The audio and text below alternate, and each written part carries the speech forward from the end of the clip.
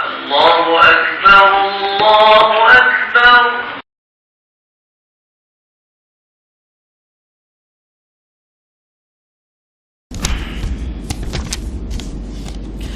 أعوذ بالله من الشيطان الرجيم. بسم الله الرحمن الرحيم. الحمد لله رب العالمين، والصلاة والسلام على رسول الله الأمين محمد صلى الله عليه وسلم وعلى آله وصحبه أجمعين. قال رب اشرح لي صدري ويسر لي أمري واحلل عقدة من لساني يفقهوا قولي. ربنا افتح بيننا بالحق وأنت خير الفاتحين، وربنا زدنا علما وارزقنا فهما.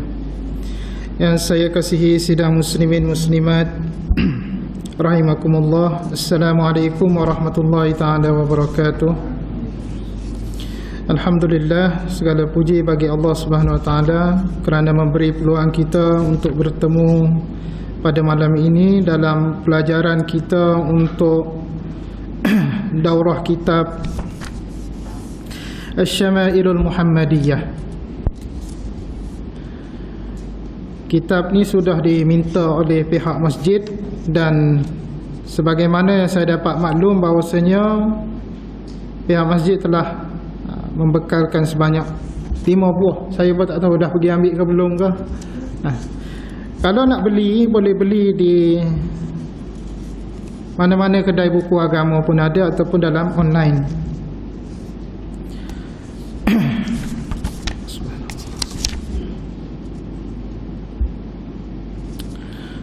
Jadi buku sebagai salah satu medium atau perantara untuk kita mentelaah sesuatu ilmu adalah penting.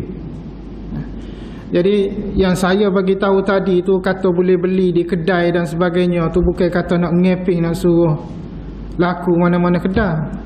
Sebab ada larangan daripada Rasulullah SAW untuk ngeping, jual beli atas masjid ni. Nabi lagi,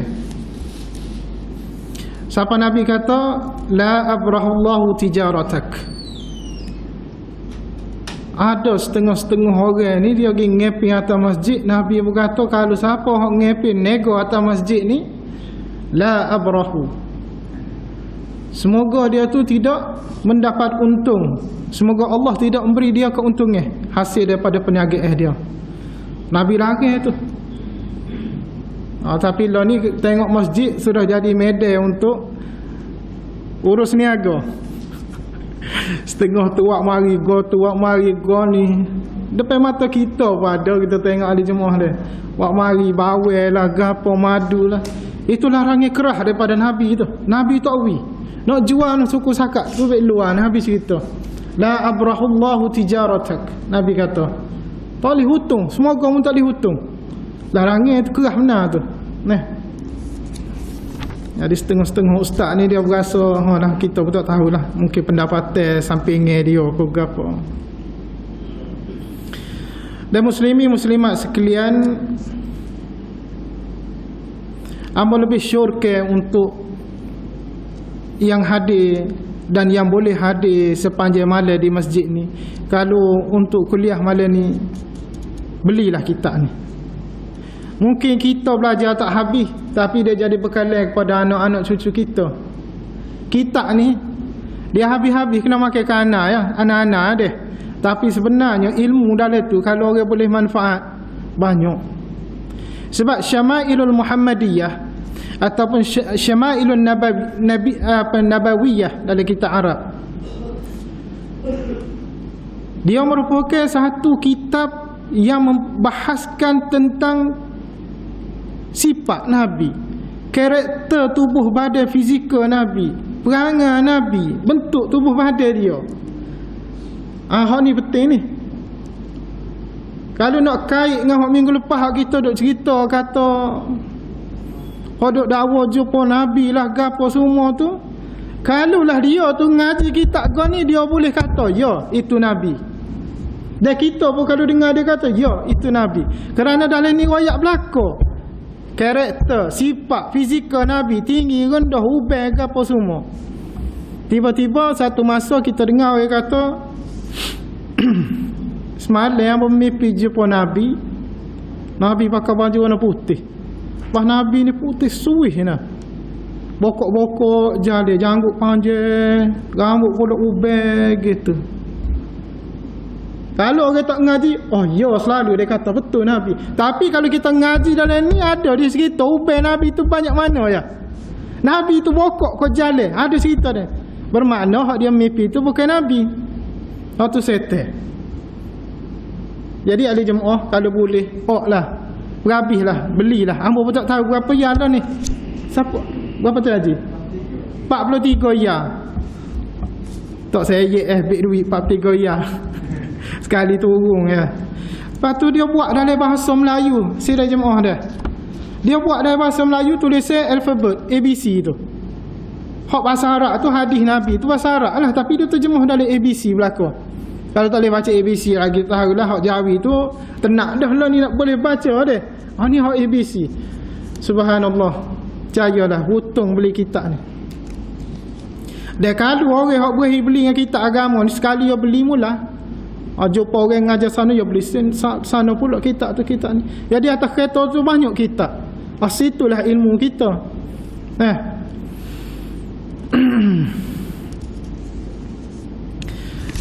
Jadi amo nak bagi penerangan ringkas dulu tentang Syama'ilul Muhammadiyah ni.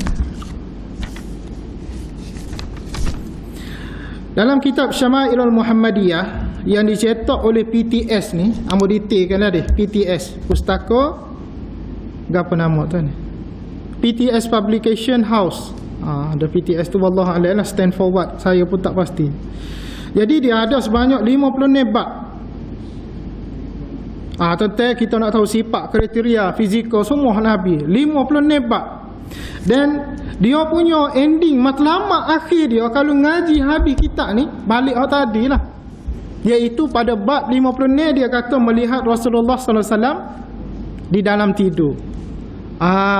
Maknanya ngaji dulu Rasulullah ni rambut lagu mana, muka lagu mana, kulit lagu mana, gapo semua dia jalan kan gapo. Hak ngelah ni mimpi jumpa Nabi. Bapa nak suruh tahu dulu gini ilmu dia nak tahu Nabi ni gini. Hak ngelah mimpi jumpa Nabi. Bijak tak bijak Imam Tirmizi dia susun tu.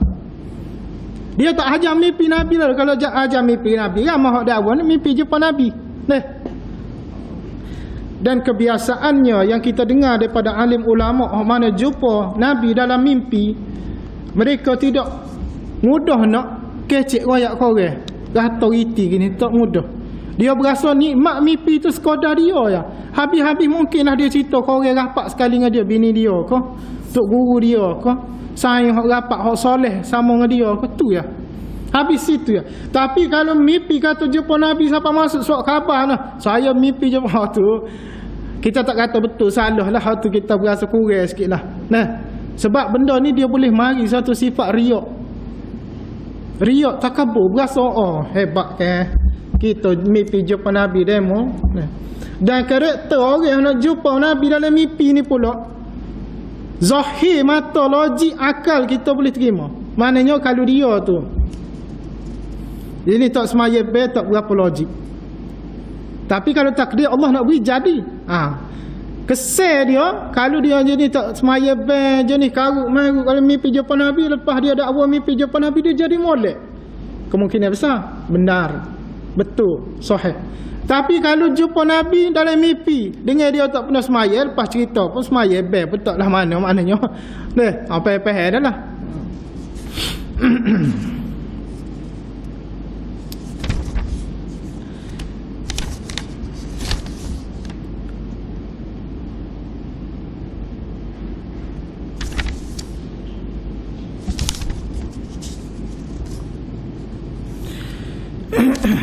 Kemudian pada kita tengok muka surat amun royak pun tak pandai. Dia XVIII. Kita pergi situ lalu. X tu berapa? Apa tulisan Roman itu kata kaki semua. 10 campur 3, 13. Yalah tu aja deh, 13 rasanya. 13 kok. X. V5 XV3. 18 bijak. Bijak apa? Kita tak ingat, kita tak ada cara kan ni. 18 Asy-Syama'ilul Muhammadiyah. Jadi kita syarah sikit dah. Bab-bab mula-mula ni kita tak masuk ke bab yang pertama lagi, kita duk masuk bab gapo dia Syama'ilul Muhammadiyah. Lepas tu ringkasan sirah Nabi sikit dulu. Baru boleh masuk bab Syama'ilul Muhammadiyah pertama sehingga ke-56. Sebab kalau kita tak kemah pasal sirah Nabi, ada jadi tergogek sikit. Kadang-kadang orang belajar sirah ni, dalam bahasa Melayu kita kata riwayat hidup lah. Sirah ni mudah, ataupun sejarah kehidupan. Kalau orang yang berani sejarah, dia suka. Sebab benda ni dia ada kait. Orang ni buat gini, orang ni buat gini. Orang ni anak, orang ni cucu, orang ni dan sebagainya. Dia suka. Orang minat sejarah. Tapi kalau orang yang tak minat sejarah, tidak minat membaca, ataupun dia punya peta minda dia tak berapa kuat, dia tak berapa minat lah. Sebab benda ni kait dengan cara nak ingat. Ingat watak-watak nama orang dan sebagainya.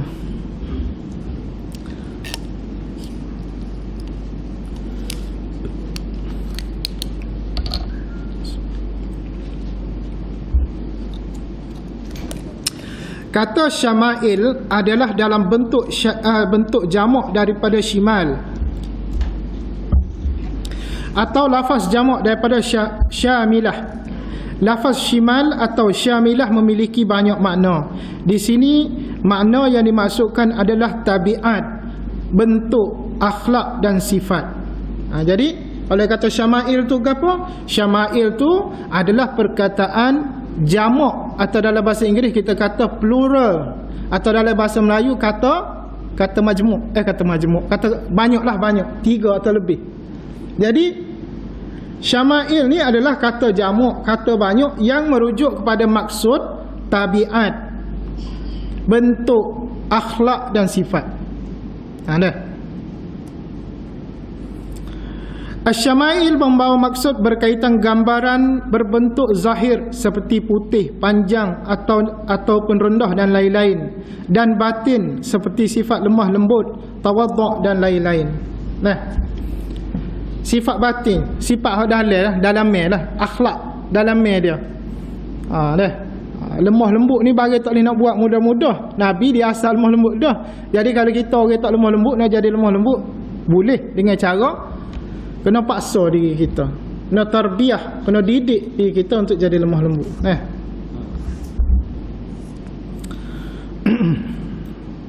Menyelami sedalam-dalamnya peribadi Rasulullah sallallahu alaihi wasallam dapat membuat seorang jatuh cinta kepada baginda dan selanjutnya mengenal sunnahnya. Itu besar sekali. Bila kita tahu Nabi ni lagu ni, kita jadi sayang ke Nabi, kita sayang kepada sunnah dia. Maknanya kita sayang kepada benda hak dia suruh kita amal, dan kita nak buat cara Nabi. Setengah orang kata Allah nak buat cara Nabi betul-betul kau, kalau Nabi kata gini-gini kau tak boleh kau kalau kita lebih sikit. Payah juga kita nak jawab tu. Dia ibarat mudah kita kata gini, kita pergi belajar buat tomie atau kayak masuk suhu ni, dia peroyak so kata garam cemuk ni, gula cemuk ni, masuk pes tomie cemuk ni untuk 10 orang makan lagu ni. Kita berkata berasa garam tu sikit tu 3 sudu, 10 orang makan kita pupuh sudu sore. Ikut logik kita dia, kita pupuh 10 sudu. Orang yang tiba makan kena darah tinggi lah dia, sebab lebih gula, lebih garam. Sedekah hak tu kayak masuk tu ya dah setara ni kita manda makan pun masih perak pula dia.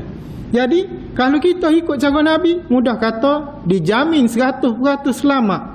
Walaupun benda Nabi beri tu kita nampak dah lekehnya Nabi berzikir ni pendeknya 10 kali dia baca. Pendeknya la ilaha illallah Muhammadur Rasulullah ataupun apa? Sebarang wirid dah subhanallah wa bihamdihi subhanallahil azim 100 kali sehari, pagi petang. Sikitnya.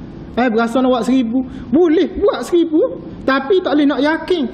Dan tak boleh nak dakwa bahasanya 1000 kita tu lebih molek, lebih comel daripada Nabi kata 100 tu. Dia ada dah limit dia, batas dia Nabi wistara ni. Kenapa ahli jemaah Nabi dia wirid pendek-pendek belaka, paling banyak 100. Kenapa?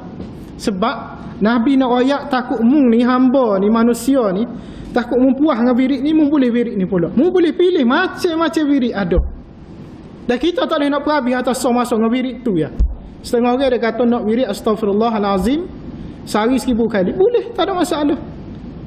Walaupun dalam hadis sahih kata 100 pagi 100 petang dia nak buat 1000 kali boleh. Tapi kelebihan dia tak boleh nak dakwa sebagaimana hak sikit hak 100 tu. Kerana hak 100 tu Nabi gazet siap dah. Hak ni mu lebih. Soal mu lebih mu nak dakwa lebih comel tak boleh. Tapi kalau nak buat boleh. Kena faham situ. Jangan kata nak buat tak boleh pula. Daripada duduk saja baiklah istighfar 1000 ke 2000 kali buatlah kalau sama ruk kan. Kalau hamba lah ambil pendekatan lagu ni mudah ahli jemaah. Nabi bui 100 astaghfirullahalazim ataupun astaghfirullah wa atubu ilaih dari riwayat lain. 100 kali pagi 100 kali petang. Kita berasa macam hari tu dosa banyak benar lah. Berasa nak khusyuk sikit ibadah kita dengan Allah, nak dekat dengan dia. Kita pun ada peluang boleh mari masjid pagi petang siang malam. Kita nak buat 1000 ke 2000 banyaklah dia. Maka kita bagilah asas sikit berapa 200, zuhur 200, subuh tadi 200 sikit-sikit. Dan sebenarnya kita tak perlu nak bilang. Dia lebih pada 100 ni tak payah bilang lah. Sebab bilang ni dia jadi sebenda pula mari rumit. Tadi aku buat 200 dah kau berapa ratus. Dia main wakira tu. Tak ada ring pula lah. Jadi makan otak saja. Nah, batu Nabi ni bijaknya dia. Wirid dia tak panjang berjela. Sebab tu kalau Sayyidul Istighfar, kalau kita belajar Sayyidul Istighfar, kalau belajar dalam Al-Azkar Nawawi, Imam Nawawi tulis dia. Dalam bab istighfar. Allahumma anta rabbi la ilaha illa ant khalaqtani wa ana 'abduka wa ana 'ala 'ahdika. Siapa habis tu? Nabi aja suruh baca. Banyak mana? Agak-agak tu Sayyidul Istighfar, maknanya penghulu, bapak segala istighfar. Nabi suruh baca berapa kali sehari? Kalau Azkar Nawawi 2 kali ya. Sekali pagi, sekali petang. Kita rasa Allah sikitnya Nabi. Bukan sikit tu tak cerdik ni. Pergi baca Quran boleh juga. Quran pun banyak mana doa dalam tu deh. Baca surah gapo? Surah Ali Imran ke 10 ayat akhir tu ke surah Al-Kahfi 10 ayat awal 10 ayat akhir ke. Cuba kita tadabbur, kita tengok perhati makna terjemah tafsir apa semua. Baru dia rasa-rasa, baru dia datang rasa kita seronok dalam amal ibadah. Nah. Ini sekaligus menjadikan seseorang dapat mengamalkan syariat Allah secara lebih sempurna. Bila mana kita tahu Nabi ni buat gini-gini, perbuatan dia kita yakin ibadah kita sempurna. Automatik dah. Buku ini Syama'il Muhammadiyah menjelaskan kepada kita gambaran yang lengkap, jujur dan terperinci mengenai peribadi Rasulullah SAW supaya dapat menjadi ikutan dan tauladan bagi kita.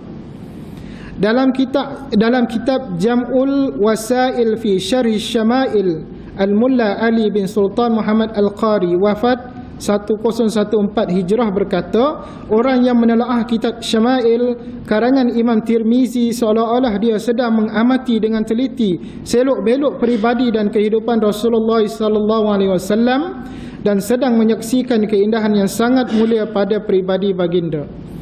Ali jemaah, bila kita sebut sallallahu alaihi wasallam dia tak boleh malu. Dia kena sebut sallallahu alaihi wasallam. Nabi kata kedekut.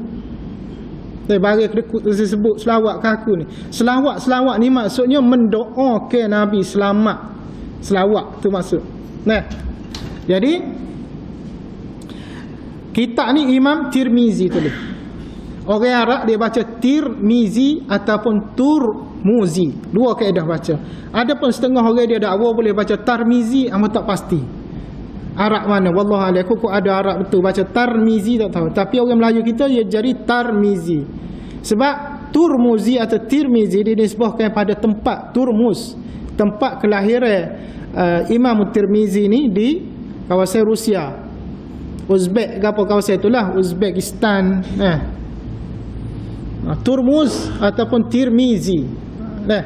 Jadi kalau kita ambil nama Tirmizi kita buat atas nama anak kita molek ke tak? Sebab nama tu nisbah pada tempat. Kita ambil nama Bukhari sedangkan nama tu dinisbah kepada tempat. Molek ke tak? Di sini kita kena ada satu konsep pemahaman tentang nama. Boleh kita ambil nama Tirmizi, nama Bukhari, nama siapa sekalipun nisbah pada tempat kerana dinisbah tuai punya badai tu. Dia seorang alim. Jadi kita buat nama anak kita Tirmizi dengan harapan dia jadi alim, jadi soleh seperti Imam Tirmizi. Sebab setengah orang dia dakwa, muka dia belajar bahasa Arab ke. Ada buku-buku kamu Tirmizi, Bukhari ni nama tepat dia tu. Tak sebuah tak anak tak apa, tak ada masalah dinisbah ke. Sedangkan nama-nama nabi kecuali Muhammad dan Saleh adalah nama-nama yang tidak ada makna. Musa tak ada makna, Nuh tak ada makna, Adam tak ada makna. Tetapi nama tu kerana dinisbahkan kepada nabi, jadi nama tu jadi comel. Ishaq comel. Walaupun Ishaq tu bapa kepada anak-anak cicit dia Yahudi semua kan. Israel yang kita sebut tu, nama comel Ishaq. Nah, setengah orang tu trend nama ni dia rumit sikit ahli jemaah. Amo pernah jumpa seorang pelajar amo nama 3 trailer kita isi dalam bor tu habis petok. Kena buat petok suku. Nama dia mula-mula Abdullah dah. Abdullah nak sebut nama tak comel pula. 3 nama dia saja 3. Abdullah dek bin ayah dia pun 3. Abdullah juga dia tak depan. Wallah ala dia nak jadi Arab kalau ke mana kita tak tahu. Dia pergi Abdullah juga depan. Nah. Jadi panjang. Kita kena tukarlah trend. Nah, kadang-kadang benda ni rumit ahli jemaah tahu tak? Terutama bila kalau orang tak pernah pergi luar negara dia tak rasa. Kalau dia pergi luar negara rasalah. Nah. Kena immigration custom jenis rumit. Memang dia nak cek. Kalau dia cek tengok IC kita nama panjang, dalam pasport nama pendek dia. Ada soal banyak benda cerita nak lepas tu. Jadi pendeklah nama anak kita, moral ceritanya lah. Ambil nama-nama pendek, nama hok comel makna dia. Nah, lah ni kalau orang duk ambil nama-nama Musa, ada nak seorang budak tu nama Ishaq, comel lah kita. Tak perlu panjang lah. Kalau kita nak ambil nama-nama Allah Al-Asma'ul Husna 99 nama. Nah, dari segi kaedah bahasa Arab dia kena letak abdu depan.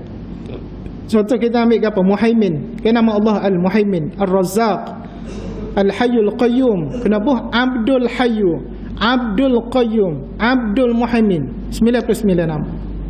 Sebab nama Allah ni walillahil asma'ul husna. Nama Allah ni sebenarnya tidak terhad 99. Nama dia banyak. Cuma ulama tu dia collect, dia kumpul nama-nama hak comel dalam Quran dia hipun ada 99. Awak tu walillahil asma'ul husna dalam Quran kata fad'uhu biha, maka doalah dengan nama-nama tadi.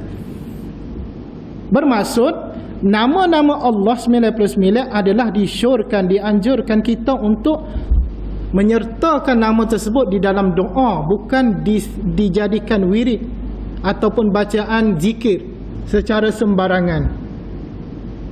Kita pun ambil Al-Jabbar, kita pun baca Al-Jabbar. Tak, bukan zikir. Dia kena dimasukkan dalam konteks doa. Kalau kita nak minta rezeki, maka kita ambil nama dia sesuai dengan Ar-Razzaq. Kita boleh sebut Ar-Razzaq dengan masuk dalam bahasa Melayu yang Maha Pemberi rezeki. Doa dalam bahasa Melayu. Ya Allah, aku ni gini-gini, engkau lah yang Maha Pemberi rezeki, engkau lah yang Maha gini. Dia nak suruh kita selitkan nama tu dalam doa, kerana dalam Quran kata fad'uhu biha, maka mu doa, mintalah doa, masukkan nama tu. Jadi terbalik pula kita tak ikut sunnah Nabi, kita buat zikir Al-Jabbar. Tu rasa ahli jemaah Al-Jabbar ni ada satu kes di Indonesia. Seorang ustaz peruqyah, dia pernah royak bahasanya ada seorang hamba Allah zikir Al-Jabbar tu mari.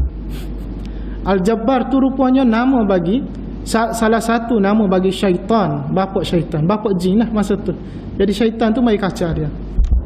Anda tahu lebih detail tu panjang cerita pula lah. Itu dalam konteks ruqyah ke apa semua dah. Tapi dia berbalik kepada kita faham bentuk zikir lah. Kalau kita tak faham, kita buat consider atas kita nak lah dia. Kita pun jumpa ayat, jumpa perkataan ni, kita pun amal zikir. Tak kena. Dia kena berdasarkan ada tak benda tu Nabi wayak, ada tak benda tu Allah wayak dalam Quran. Kalau ada boleh, kalau tak ada jangan. Nanti dulu, stop dulu. Tak boleh nak buat. Sebab kaedah fiqh kata sesuatu ibadah tu terhenti kecuali apabila didapati dalil bagi dia untuk beramal. Kata ada dalil tak boleh nak amal. Nah,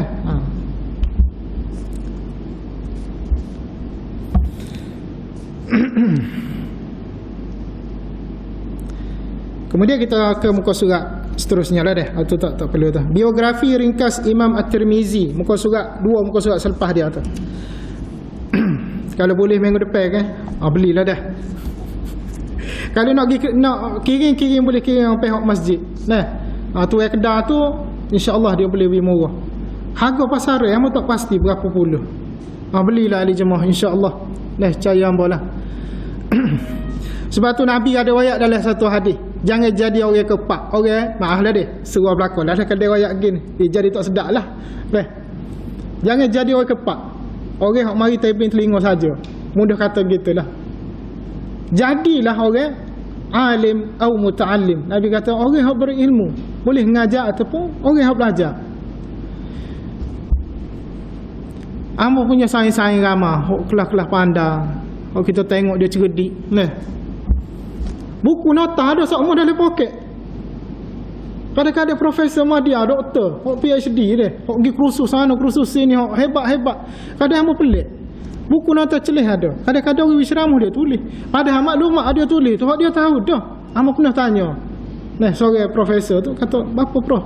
Catat benda dia kata melalui catatan ni dia kata dia boleh makin ingat lagi benda tu." Amo terkejut. Kita tak bawa satu dah. Pen pun tak bawa.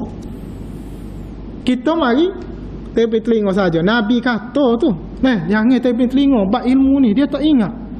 Dia kena tulis lalu. Dan buku ni bila beli jangan jadi perhiasan duk atas masjid, atas rak masjid saja ko. Dia kena dicoting lah. Kalau saya coting apa pensel. Kalau saya juga nak coting ambil selah kertas selit mana-mana coting di kertas. Baru boleh ilmu. Lepas tak sia-sia lah. Caya hamba lah. Ahli jemaah dengar malam ni boleh cobek malam ni deh. Tak tulis. Boleh sikit daripada tu lagi. Minggu depan tak ingat dah. Orang hak tulis, dia tulis sikit, insya-Allah ulang balik dia ingat. Dia ada satu kaedah orang putih ajar, dia kata the power of repetition. The power of repetition ni maksudnya kuasa. Ada satu kuasa di sebalik kita selalu ulang benda satu-satu benda. Contoh dia. Ni main psikologi lah. Kata ke budak umur 7 tahun dia. Budak je satu. Kita tanya dia. Kita tanya kau ni hak haji. Ni gapo? Dia akhir kata botol air dia. Jadi selepas dia kata botol air, kita kata dok ni pen. Kita kata dia, ni pen. Esok pula kita mari, ni gapo? Jangan video sebut, kita kata ni pen dah. 10 hari dia akan kata ya. Hari ke-11 dia kata betul, ni pen. Dia balik rumah ke ayah dia, ayah nak pen. Kenapa? Repetition, ulang. Supaya juga kaedah budak ngapa Quran ahli jemaah. Nak boleh ngapa Quran, bukan hari ni ngapa, hari ni ingat lalu. Kadang-kadang ustaz dia suruh ngapa 4-5 hari ayat tu lah. Muka surat tu ya. Hari kelima kena baru dia nak dengar. Sebab bila kita ngulai, otak kita jadi cerdik. Hak nyanyuk pun boleh hilang nyanyuk. Kita ni masalah 40 pun nyanyuk dah. Alhamdulillah. Amanah ayat kesal dah ahli jemaah. Kalau kita ni kehidupan kita terpulai lah. Kadang teknik orang masing-masing dalam nak merancang ahli keluarga. Alhamdulillah. Dan hamba tidak niat untuk takabur diri kepada. InsyaAllah benda ni jadi panduan kepada ahli jemaah sekalian. Semoga memberi manfaat. Hamba anak ada 3 orang. 2 orang hafiz Quran. Seorang hafiz Quran 100% hafiz Quran tanpa belajar akademik. Lah ni tengah ambil SPM di sekolah Pondok Payung. Tak belajar sejarah, matematik, tak belajar langsung. Tahun lepas lah, dah 2021. Hamba daftar dengan Yik masuk. Yik masuk dengan dia sepatah haram pun tak tahu gapo dia, sejarah, matematik, geografi, gapo tak tahu. Hamba bawa cikgu tuition mai rumah, ada kena bayar 90 ya sejak pun ada 50 ya, kita kira cikgu ajar molek gapo pun hati kita lepas. Biasa boleh nombor 1 dalam kelas. Cikgu telefon terkejut. Nombor 3 dalam tingkatan dia. Tingkatan 5 tu ada berapa kelas, nombor 3. Bahasa Inggeris boleh 1 A. Memang bahasa Inggeris dia pun boleh dah. Jadi tak ada masalah lah budak kan. Anak hamba kedua ngaji aliran sains pure, biologi, kimia, apa semua ni. Lah ni duduk di MRSM Kota Putra. Tengah nak perhabis dalam 2 juz lagi 3 juz habis lah. Dia ngulai dah hari tu habis dah dengan hamba, jadi dia nak ngulai dengan sekolah dia, insya-Allah boleh habis. Jadi hamba tengok budak kalau tahfiz, kalau anak tuan-puan pun tahfiz boleh nilai. Boleh tengok, boleh nampak. Budak tahfiz ni otak dia geliga. Dan hamba sebenarnya sebelum nak boleh ke tahap ni, boleh anak hasil tu ambo melalui liku-liku juga. Ada pertetangga daripada ahli keluarga, ada kata gitu, ada kata gini, ada kata tak ada masa depan. Aku tak cara, aku tahu kau. Saya ambo ada kerja jadi doktor tu 4-5 orang hafiz Quran belakang. Hak daripada asal tak sekolah pun ada. Ambo boleh bawa sore-sore nak bayar. Jadi kita tengok suasana lagu tu, kita pun buat atas anak kita. Alhamdulillah memang jadi. Pasal niat betul, doa atas hari, yakin Allah, insya-Allah jadi. Jadi budak hak hafiz Quran, otak dia geliga, dia kuat, dia semangat dia ada. Masa kena Covid, budak-budak lain macam stres. Nak telefon, mentah-mentah nak pergi telefon nak main. Budak hafiz Quran ni dia tak lagu tu. Sebab dia dididik, ada dah satu disiplin kehidupan dia, hari-hari dia kena lalui dengan Al-Quran. Jadi dia akan ada timing dia. Tak gaduh mentah-mentah nak cari telefon, kau tak gaduh. Kalau ni kita tengok depan mata, mungkin anak saudara kita, ke sepupu dia, ke contoh dah dia. Orang mari tu kalau orang nak tengok TV, orang nak tengok tu, dia tak gaduh dia apa pasal apa kita tengok. Dia mau main tak main. Tapi masa peribadi dia tu ada. Kerana masa peribadi tu lah boleh didik jiwa dia jadi kuat. Jadi kalau tuan pun ada anak, ikhtiar untuk dapatkan anak hafiz Quran. Paling kurang seorang. Kerana kalau boleh seorang, ia akan didik, ia akan beri latihan kepada orang lain. Dia akan beri gambaran comel, watak dia kepada adik-beradik lain. Kalau tak ada anak, jadikanlah cucu-cucu ahli jemaah seorang paling kurang hafiz Quran. Jiwa kuat, otak cerdik. Tapi kena lalui lah liku-liku tu. Tain dia sombak, tain dia serabut. Kita kena pandang nak suruh dia pergi Quran tu. Dia budak memang lah sebab dia tak ada pendirian awal. Meta nak berhenti, anak ambil zulun lah dulu masa tengah ngaji nak berhenti. Dia tak faham ustaz tu baik mau hotel dia. Dia ngaji di Terengganu. Ambil atas tu di tempat paling kerah hafiz Quran untuk tahfiz pelajar di Terengganu. Nama Kubai Bujuk. Orang tahulah kalau orang hafiz sebutin Malaysia ni tahu belakang tempat Kubai Bujuk tu. Perik lah. Dia kena ustaz tu bedah ada peleping. Kita ingat. Kita ingat. Tak ada masalah lah. Muka benda kerja dia tak ingat pada muka mu lah. Tapi kita bila jumpa dia tak boleh buat gitu lah. Kena pandang psikologi pula dah. Jadi itulah satu panduan hak ambo kongsi ni, semoga menjadi manfaat untuk semua. Dia bukan nak dabik dada ke apa dak. Ambo pun tak puas hati lagi. Ada bahagia lagi kehidupan kita masih nak betul lagi. Gitu. Tapi apa pun alhamdulillah Allah wi kita lagu tu. Ada cucu jadikan cucu. Ada pusat tahfiz di lah Pasir Bekal. Kalau nak lah situ comel. Comel apa? Dari segi pendidik dia apa semua orang tahfiz. Ada setengah tahfiz ahli jemaah. Pendidik dia orang ngajar ngapa Quran dia tidak ngapa. Ada. Seorang dua orang lain tak ngapa. Jadi rumit lah proses nak ngapa tu. Hak ni hak di Pasir Bekal hak mau kena ni semua dia hafiz Quran. Bukan nak ngepin tu tapi nak bagi kesungguhan lah. Jadi ada masa sikit lagi dah. Biografi ringkas Imam At-Tirmizi. Beliau adalah Al-Imam Al-Hafiz Muhammad bin Isa bin Sawrah bin Musa bin Ad-Dahhak As-Sulami At-Tirmizi Al-Bughi Ad-Darir. Panjang nama orang Arab ni. Sebenarnya dia bukan Arab tu. Dia kalau kita kategori dari segi demografi, geografi dia macam kawasan Parsi lah. Parsi. Cuma nama tu nama Arab lah sebab orang Islam. Majority Islam lah kawasan tu, Uzbekistan ke apa semua. Dan adat orang Uzbekistan ni kalau bak makan lah kita cerita dia. Ambo biasa jumpa ada 2-3 orang kalau mai daripada Uzbek ataupun dia kata dia daripada Dagestan. Kambing bakar, kau kambing panggil, kau kambing lah sebarang masak ke lah. Kecuali kari kambing ni tak berapa buat dia. Kalau kambing ni lem kambing, bukan mutton ni kambing tua. Lem ni 2 tahun ke bawah kita panggil lem kambing. 2 orang makan habis. Allah kita tengok depan mata. Tapi dia tak makan gelojoh pun kita lah. Kita nampak sedap makan. Dia makan boleh makan buah. Lepas tu minum air buah. Makan full. Tapi tak berhenti makan boleh habis. Tengok tinggal tulis lah. Kuat apa ni? Dagestan ni. Supu buat Arab pun supu Saudi. Allah, Saudi kuat.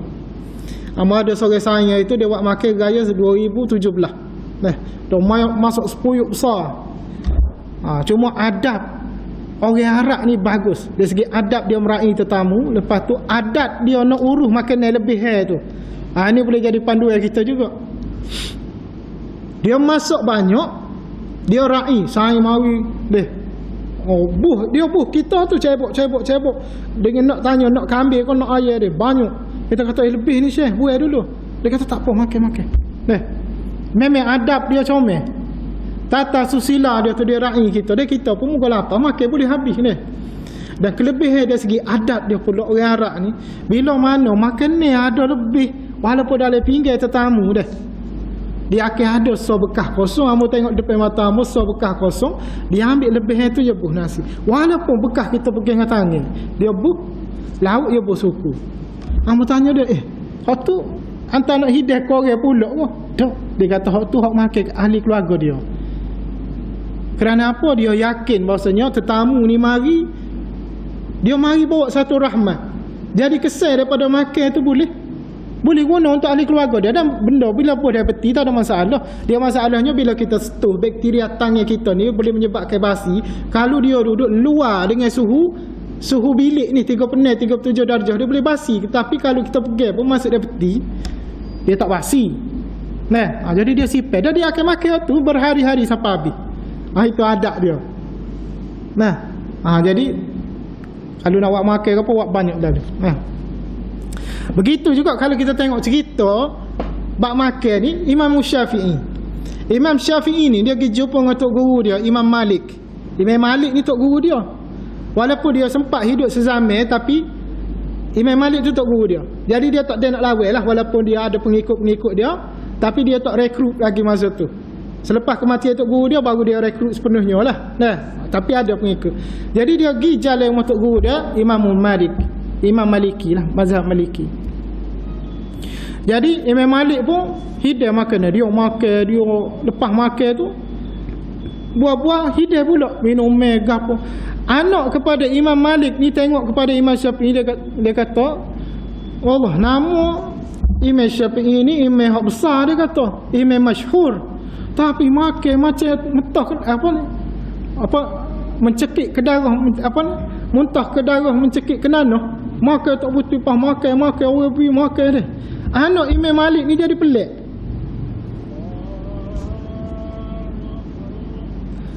Jadi esoknya dia pun tanya. Sebab apa dia boleh tanya? Sebab dia tengok Imam Syafi'i ni makan banyak, tak berhenti malam-malam lewat malam dah pun masih dalam keadaan makan dan minum lagi. Pagi esok bangun awal belakang. Dia pun tanya, kenapa Imam Syafi'i ni malam? Dia kata, kita tengok makan tu macam pelahak benar lah dia. Imam Syafi'i kata, makanan yang dihidangkan oleh tuan rumah kalau kita makan, dia menjadi penawar bagi penyakit diri kita. Penyakit diri kita apa? Sombong, ujub, takabur, riak boleh hilang hidangan daripada orang makan. Tuan rumah pergi makan. Nampak tak? Benda rekah. Dan Imam Syafi'i kata sepanjang malam tu aku tak terlelap sikit pun, kerana lepas makan tu aku jadi boleh mikir banyak masalah muskilah orang tanya pasal agama tentang aku. Jadi pagi ni aku bangun aku terus sembahyang. Sebab apa? Anak kepada Imam Malik pun kata, dengan makan dengan gapo masuk bilik aku tubik-tubik sembahyang, tak ambil air sembahyang ke? Dia kata aku tak dah batal lagi air sembahyang. Tak tidur. Barakah, nampak tak? Barakah. Pesan daripada kita makan orang hidayah. Sebab tu kalau kita masuk rumah orang sebagai tetamu orang hidayah, makanlah. Sebut tak apa, sikit pun tak apa. Kecuali kalau kita dalam keadaan puasa, tuan rumah kena meraih kita. Kena faham tuan rumah dia. Mata tetamu mari tetamu puasa ni, makan lah, tak kena alik tuan rumah tak betul. Skrik tak betul. Kecuali tuan rumah puasa, hak mari tak puasa. Tetamu mari tak puasa.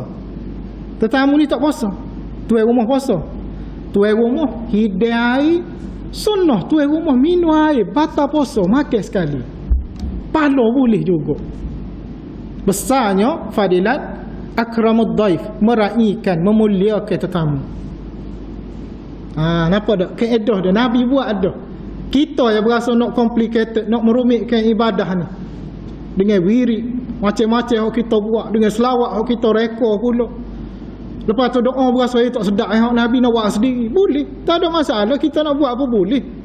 Buatlah, tapi kalau hak Nabi ada dah comel, kita tak boleh nak claim hak kita ni perfect, hak kita ni sempurna pada hak Nabi.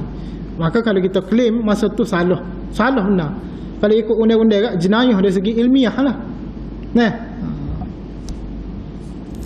Nama samaran beliau juga adalah Abu Isa. Selain daripada orang panggil dia Imam Tirmizi, orang panggil dia Abu Isa. Imam Tirmizi lahir pada 209 Hijrah di kota Tirmiz. 209 Hijrah ni sama dengan berapa Masihi agak-agak? 1233. Lah ni kita Masihi 2022. Oh, banyak ribu tahun dah lah. Nah. Tak apa 1000 lagi deh. 2022 tolok 1233 Masihi. Jadi insya-Allah sampai setakat tu dululah dah malam ni. Jadi kalau ada rezeki kita jumpa minggu depan pula. Pakat-pakat belilah hari Jumaat. Kitab ni tak rugi. Tu belum suruh beli hak tebal-tebal lagi, hak banyak jilid dah. Daripada kita bazir duit beli benda-benda lain. Pesanlah royak ke anak kita, cucu kita. Tak salah duk beli telefon ke ayah dah. Belilah kitab ni sebutir ke ayah. Gitu. Cara dia hari Jumaat. Untuk manfaat, kerana kitab ni dia boleh jadi alasan, boleh bela kita esok di hari akhirat, insya-Allah. Dia akan kata ni orang ni ngaji aku ni dulu ni. Sebagaimana tangan, lidah kita, tangan kita, kaki kita boleh kecek. Allah kata inna sam'a wal basara wal fuadu kullu ulaika kana anhu mas'ula. Semua tangan, hidung, telinga gapo ni boleh kecek depan tu kecuali lidah. Boleh kecek. Benda-benda lain boleh royak belakang, tangan royak. Aku pergi ngaji dulu, aku tahu pasal Muhammad ni gini-gini. Insya-Allah benda tu boleh jadi amal ibadah kita lah. Dan kita belajar Muhammad ni kerana Muhammad ni dia boleh beri syafaat kita hari akhirat. Insya-Allah. Wabillahi taufiq wal hidayah. Assalamualaikum warahmatullahi taala wabarakatuh. Kita akhiri dengan tasbih kafarah dan surah Al-Asr.